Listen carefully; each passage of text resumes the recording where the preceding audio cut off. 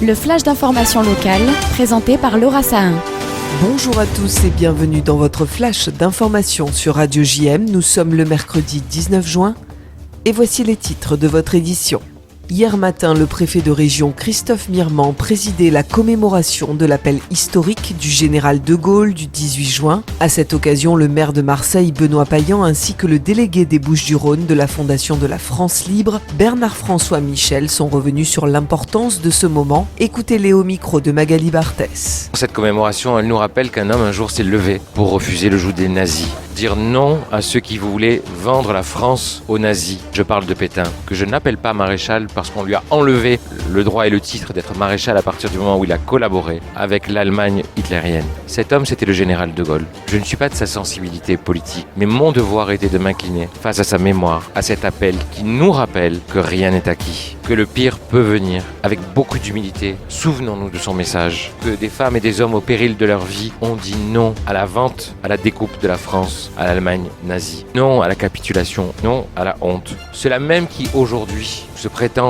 celles et ceux qui vont sauver la France ne sont que les héritiers de Pétain. Souvenons-nous de ces gens-là. À droite et à gauche, il existe des antisémites, des gens qui déshonorent le pays. Face à cela, nous ne devons jamais trembler. C'est le message du général de Gaulle et c'est celui que je retiens. La France avait été envahie par les Allemands. Le gouvernement en place avait décidé de rendre les armes. Et puis une poignée d'hommes autour du général de Gaulle a dit non. Ces hommes ont continué le combat auprès de l'Angleterre. Puis ça a été très long. La première victoire de la France libre, 10 juin 42. 2 ans de doute. C'est la victoire de Bir Hakeim. La France a retrouvé du crédit auprès des Alliés. Un réseau de résistance s'est appelé Bir Hakeim. Donc de Gaulle a décidé à partir de ce moment-là que la résistance intérieure et la résistance extérieure ne feraient plus qu'une, et il appelait ça la France combattante. Dans ces heures un peu compliquées qu'on vit aujourd'hui, l'exemple de ces hommes qui n'ont pas douté, qui ont incarné la France, les valeurs que porte la France, la liberté, puissent continuer et servir d'exemple dans les périodes difficiles que peut traverser notre pays. C'est très important de transmettre aux plus jeunes l'exemple de ces hommes qui sont tous des héros. Certains sont connus, d'autres inconnus, ou alors sur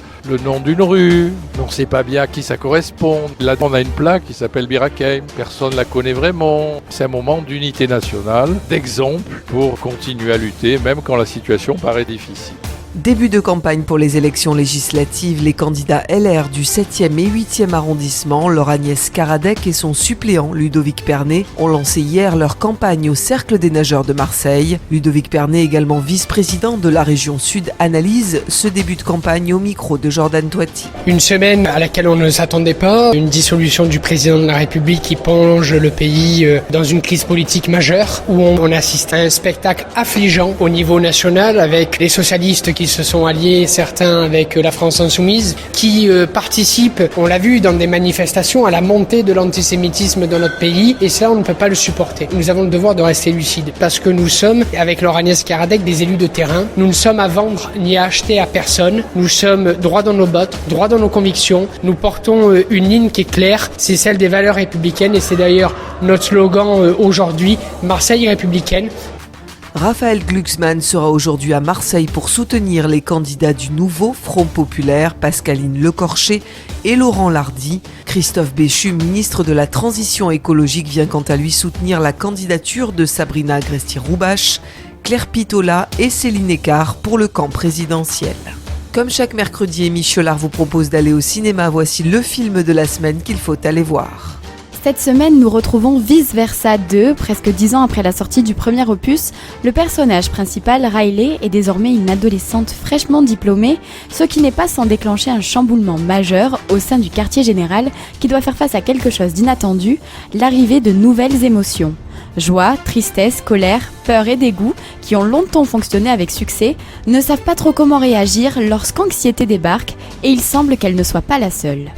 Riley est officiellement une adolescente. T'as pas encore fait ton sac? Je suis complètement nulle.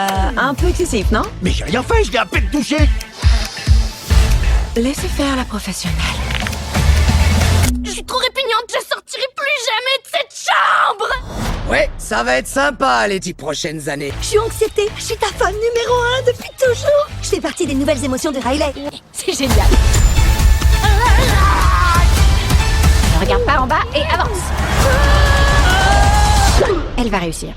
Le champion Florent Manodou a battu hier son record sur l'épreuve du 100 mètres dans la piscine de Chartres lors des championnats de France. Le locataire du cercle des nageurs de Marseille se positionne parfaitement pour intégrer le groupe du relais 4x100 mètres pour les Jeux de Paris cet été. La météo aujourd'hui est de 24 degrés ce matin et jusqu'à 27 degrés cet après-midi sur notre belle cité phocéenne. Elsa Charbit vous donne rendez-vous à 13h dans notre journal spécial consacré aux élections législatives. Elle reçoit aujourd'hui Claire Pitola, candidate dans la 2e circonscription des Bouches-du-Rhône. Je vous retrouverai par la suite pour accueillir Vincent Berdemander à la tête du Mandoline Festival à Marseille cet été. À tout à l'heure sur le 90.5. Et puis tout de suite après ce journal, c'est l'instant mag de Magali Barthès. Elle est l'emblème de notre ville. Notre-Dame-de-la-Garde doit se refaire une beauté dès septembre 2024. Le diocèse de Marseille a lancé un appel aux dons pour participer au financement de sa restauration. Magali Barthès vous en dit plus avec l'interview du cardinal Aveline ainsi que de l'architecte Xavier David. A tout de suite sur Radio JM et très belle journée à tous. Vous venez d'écouter le flash d'information locale présenté par Laura Sahin.